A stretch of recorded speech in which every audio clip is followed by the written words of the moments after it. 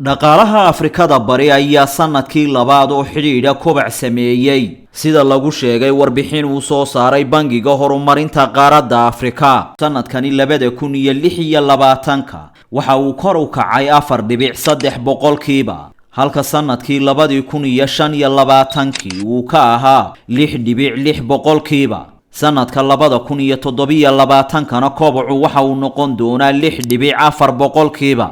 suuqyada ganacsiga ee gobolka Afrikada bari waxay sameynayaan koboc iyo isdhexgal iyadoo kaabayaasha maalgelinta lagu hirgeliyayna ay sabab u noqdaan in dhaqaaluhu abuuro shaqooyin badan isla markaasina shirkadaha maxalliga ay sameeyaan faa'iido badan. Mareykanka oo jiray gargaarkii bini'aadanimo ee uu siin jiray Afrikada bari ayaa waxa uu bedelayaa ganacsi si toos ah ula yeelan doono waxaana tani faa'iido weyn ay u noqonaysaa mandaqadani.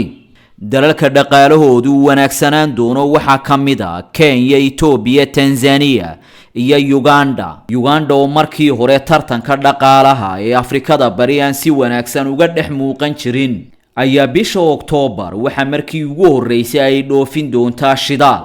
Uganda iyo Tanzania waxay dhisi doonaan warshad weyn oo shidaalka lagu sifeeyo. Kenya iyana dhankeeda waxay dhisaysaa warshad shidaalka sifayn doonta. wadamadani ku yaala Afrikada bari waxay ka faa'iideysteen maalgelin ay ku sameeyeen dalalka Shiinaha, Imaaraadka Carabta, Turkiga iyo wadamada reer galbeedka. shirkadda Telesom waxay qiimo dhimis ballaaran kugu samaysay internetka mobilka.